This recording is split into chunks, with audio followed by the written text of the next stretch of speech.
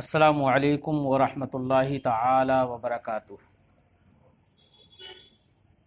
جامعہ رضویہ منظر اسلام کے on line درس میں آپ کا خیر مقدم ہے۔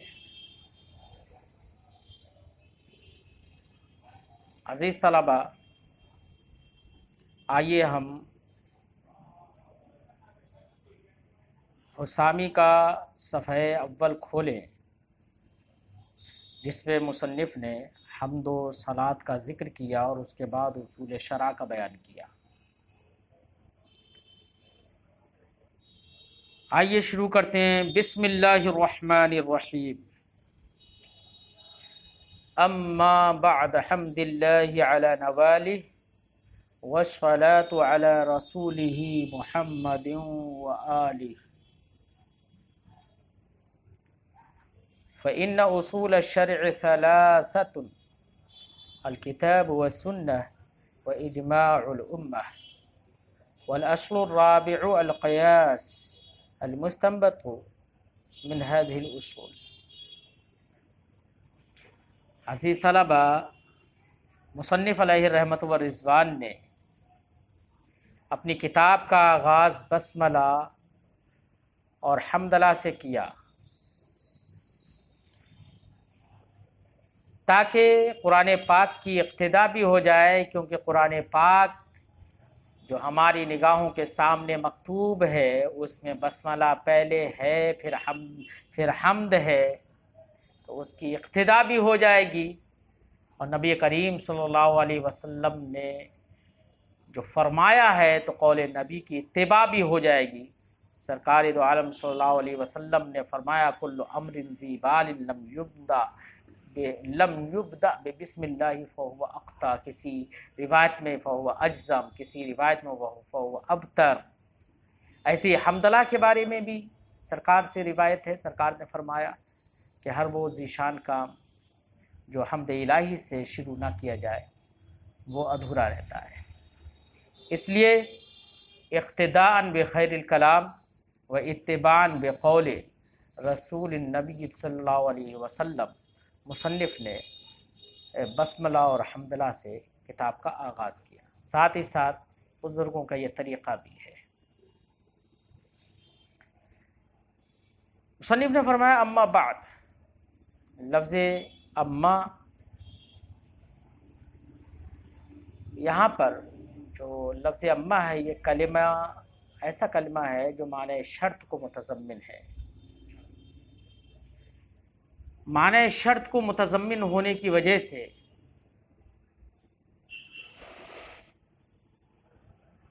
اس کے جواب پر فا کا دخول لازمی ہے۔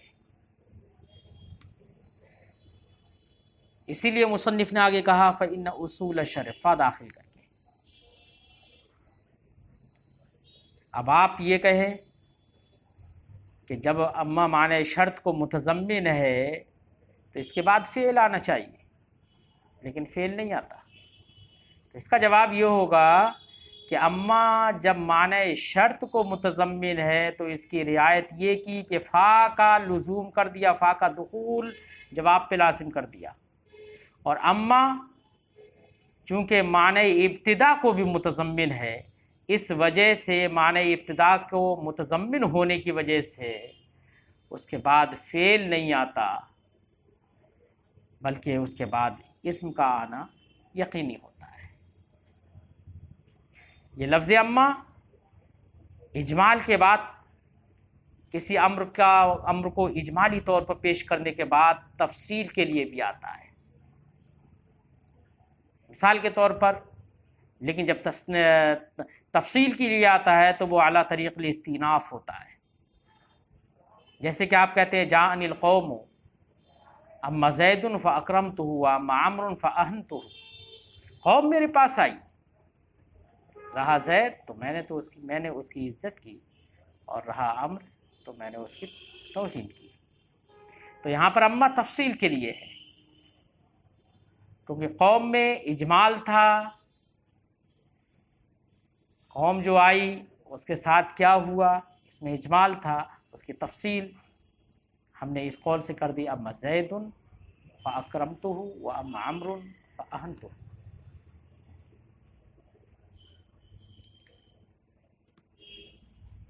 لفظ اماں کے سلسلے میں کچھ مصنفین نے لکھا ہے کہ لفظ اماں اس کلمے کا تکلم اور اس کے ذریعے سے اجمال کے بعد تفصیل سب سے پہلے حضرت داؤد علیہ السلام نے کی تھی۔ بزرگوں نے یہ بھی لکھا ہے کہ جو آیت کریمہ ہے وَآتَيْنَاهُ الْحِكْمَةَ وَفَصْلَ الْخِطَابِ، یہاں پر فصل الخطاب سے یہی اماں مراد ہے کہ انہوں نے حضرت داؤد علیہ السلام نے اجمال کے بعد جو تفصیل کی اس کو قرآن پاک نے فصل الخطاب سے پیش کیا ہے۔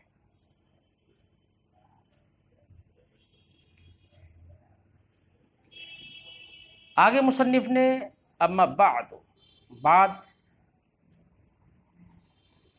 اما بعد حمد اللہ، چونکہ مضاف الیہ مذکور ہے اس لیے وہ مبنی ہے، اس لیے وہ معرب ہے، مبنی نہیں۔ اگر اس کا مضاف الیہ نسیہ منسیہ ہو جائے تو یہ ضم پر مبنی ہو جاتا ہے، جیسے اما بعد اس کے بعد حمدللہ ذکر نہ کرتے تو مبنی بر ضم ہوتا ہے، لیکن جب مضاف الیہ مذکور ہے تو اب یہ معرب ہوگا۔ یہ بعد اس میں ظرف ہے، اس میں عامل لفظ اما ہے۔ لفظ اما اس لیے عامل ہے کیونکہ وہ فعل کا نائب ہے، اپنی نیابت کی پیش نظر وہ ظروف کے اندر عامل بن جاتا ہے۔ بعد حمد اللہ، حمد کہتے ہیں الحمد هو الثناء باللسان علی الجمیل الاختیار نعمت کان وغیرہ۔ زبان سے مراد یہی زبان نہیں جو ہماری ہوتی ہے، زبان سے مراد مبدأ تعبیر ہے، کیونکہ اللہ رب العزت بھی حمد فرماتا ہے، بہت سارے اپنے نیک بندوں کی اس نے تعریف کی ہے، اور اللہ زبان سے پاک ہے، اس لیے زبان سے مراد الحمد هو الثناء باللسان جب کہا جاتا ہے تو لسان سے مراد محض مبدأ تعبیر ہوتا ہے۔ اب ہمارے یہاں مبدأ تعبیر یہ زبان ہے، اس لیے ہم اسے زبان کہہ دیتے ہیں۔ اللہ کا مبدأ تعبیر، اس کے شایع نشان جو بھی ہو وہ مراد ہوگا۔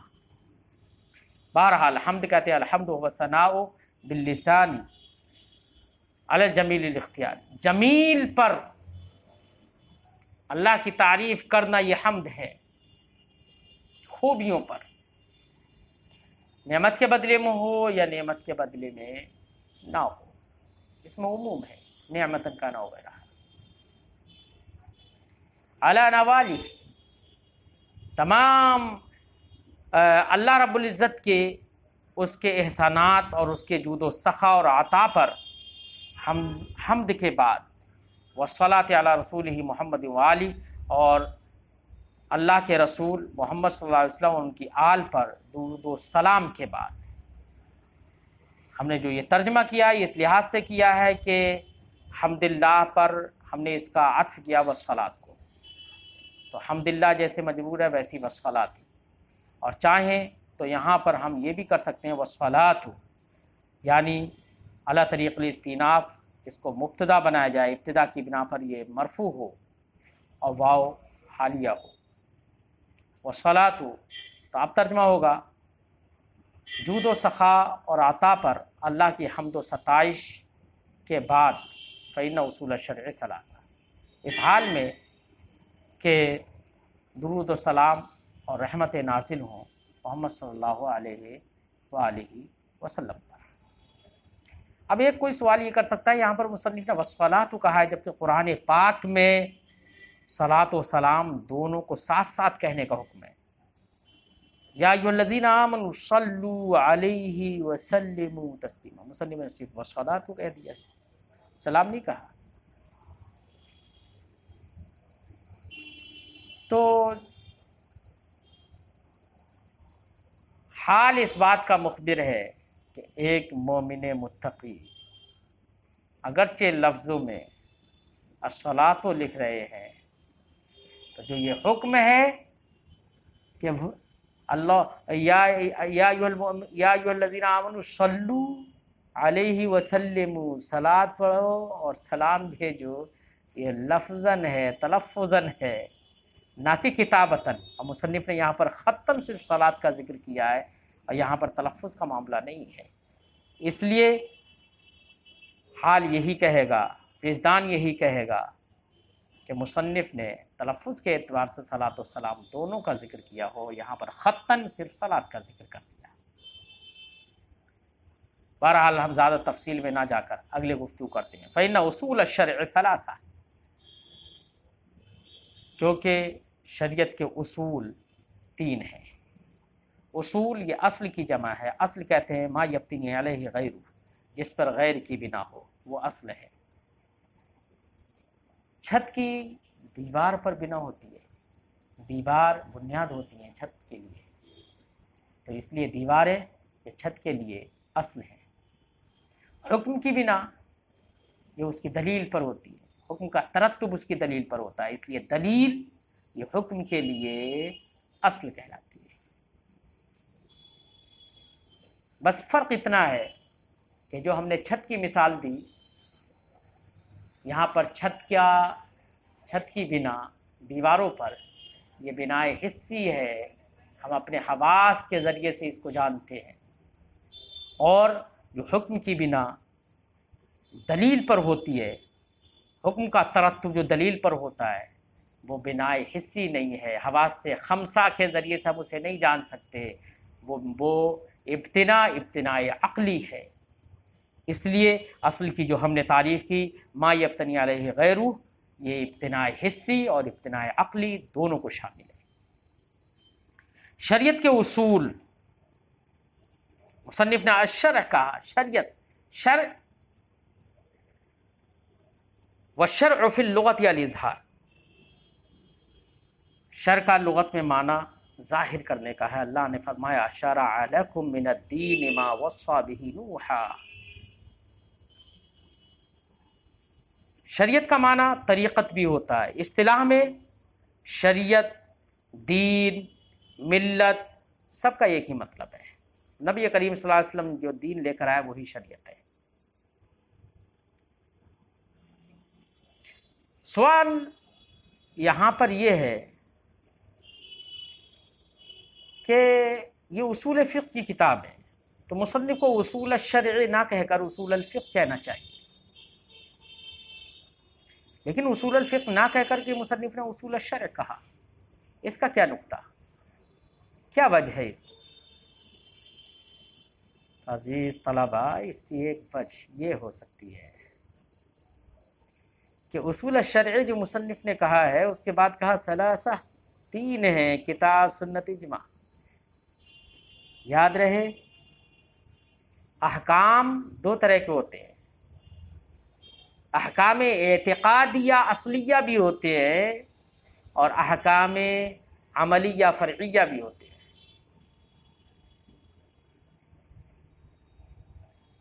اگر اصول الفقہ کہتے مصنف تو توہم ہو سکتا تھا اس بات کا کہ یہ تینوں دلیلیں یعنی کتاب، سنت، اجماع یہ فقہ کی دلیلیں ہیں، اور فقہ وہ فروع کے قبیل سے ہے نہ کہ اصول. توہم ہوتا کہ اصول کے دلائل نہیں ہیں. لیکن جب مصنف نے اصول الفقہ کے بجائے اصول الشرع کہا، اور شریعت میں، لفظ شریعت میں، ملت میں، دین میں جیسے احکام فرعیہ شامل ہیں، ویسے ہی احکام اصلیہ یعنی اعتقادیہ بھی شامل ہیں. جب اصول الشرع کہا تو مانا ہوا شریعت کے اصول.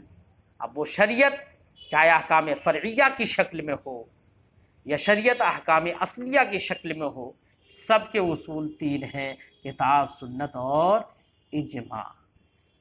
اس توہم کو دور کرنے کے لیے مصنف نے اصول الشرع کہا. 3 ہے، کتاب، سنت، اجماع. کتاب سے پوری کتاب مراد نہیں ہے، پورا قرآن پاک مراد نہیں ہے، کیونکہ قرآن پاک کے اندر جگہ جگہ پر بہت سارے واقعات ہیں، امثال ہے، حکم ہے۔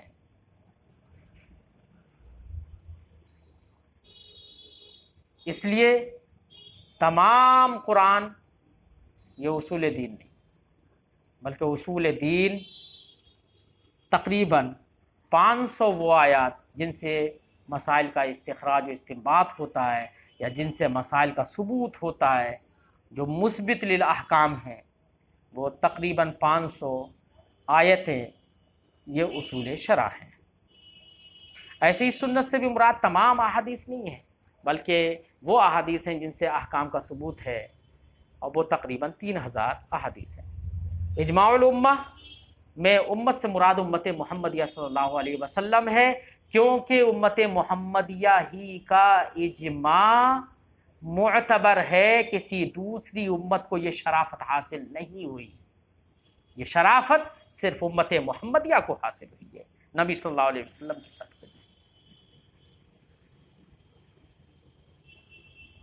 ساتھ ہی ساتھ یہاں پر امت سے مراد پوری امت نہیں ہے کہ ایرا خیرا نتو خیرا جو سب کا اجماع معتبر ہو جائے، نہیں، امت سے مراد یہاں پر مجتہدین امت محمدیہ ہیں۔ مجتہدین ہی مراد ہیں۔ اب آپ کہیں کہ مجتہدین ہی کہہ دیتے، اجماع المجتہدین مصنف، لیکن الامہ کہا، تو الامہ بول کر تھوڑا سا عموم ہے، عموم کی طرف اشارہ کرنا مقصد ہے، تاکہ اشارہ ہو جائے اس بات کی طرف کہ صرف اور صرف صحابہ کرام کا اجماع معتبر نہیں، اہل بیت کا صرف اجماع معتبر نہیں، بلکہ امت محمدیہ میں سے جو بھی درجہ اجتہاد، منصب اجتہاد پر فائز ہوں گے، تمام کا اجماع، چاہے وہ اہل بیت سے ہوں یا بعد والوں میں سے ہوں، تمام کا اجماع شریعت کے اندر دلیل ہے۔ یہی صحیح مذہب ہے۔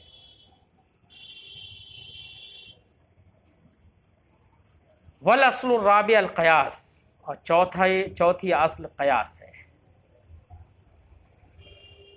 قیاس کو چوتھی اصل الگ سے بیان کیا، کیوں؟ وجہ اس کی، چاہتے تو مصنف یہ بھی کہہ سکتے تھے اصول الشرع اربعۃ الکتاب والسنہ واجماع الامہ والقیاس، یہ بھی تو کہہ سکتے تھے، جیسے کہ بہت سارے مصنفین نے کہا ہے، لیکن مصنف نے یہاں پر قیاس کو الگ سے ذکر کیا اور کہا والاصل الرابع القیاس۔ ایک تو اس بات کی طرف اشارہ کرنے کے لیے اصل تو ہے وہ، لیکن بہت سارے قیاس کے منکرین بھی ہیں، ان کی تردید کرنے کے لیے مصنف نے اور زور دینے کے لیے اس کو الگ سے پیش کر دیا، والاصل الرابع القیاس۔ ایک اور وجہ ہو سکتی ہے، وہ یہ کہ اگر آپ غور کریں تو اصول ثلاثہ مذکورہ یعنی کتاب، سنت اور اجماع، وہ من کل الوجوہ اصول ہیں، لیکن قیاس وہ من وجہ اصل ہے، من وجہ فرع ہے۔ وہ حکم جو ظاہر ہوتا ہے قیاس کے ذریعے سے، اس حکم کی طرف نسبت کرتے ہوئے یہ قیاس اصل ہے، لیکن یہ قیاس مستنبط ہوتا ہے اصول ثلاثہ سے، اس لیے اصول ثلاثہ کی فرع بھی ہے، اس لیے قیاس من وجہ اصل ہے، من وجہ فرع ہے۔ تو جو اصول علی الاطلاق تھے ان کو مصنف نے الگ پیش کیا، اور جو من وجہ اصل ہے اور من وجہ فرع ہے اس کو مصنف نے الگ سے ذکر کیا۔ دوسری ایک بات اور بھی ہے کہ مطلقاً ہر قیاس حجت نہیں ہے، بلکہ وہی قیاس حجت ہے جو اصول ثلاثہ مذکورہ سے مستنبط ہو، اگر ان کے خلاف ہوگا تو ایسا قیاس فاسد ہوگا، باطل ہوگا۔ اسی لیے مصنف نے صرف اصل الرابع القیاس صرف نہیں کہا، بلکہ آگے فرمایا والاصل الرابع القیاس المستنبط من هذه الاصول۔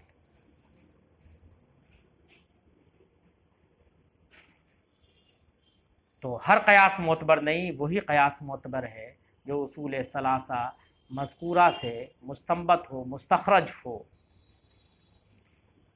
اب قیاس اصول ثلاثہ مذکورہ سے کیسے مستنبط ہوتا ہے، اس کی نظیر، اس کی مثال کیا ہے، انشاءاللہ مثالیں ہم اگلے سبق میں پیش کریں گے۔ جب تک اللہ سے دعا ہے کہ اللہ رب العزت کتاب کے تفہیم اور فہم میں آسانیاں پیدا فرمائے، ہمارے قلوب کو نور علم سے روشن فرمائے۔ السلام علیکم ورحمۃ اللہ تعالی وبرکاتہ، وإلی اللقاء انشاءاللہ تعالی۔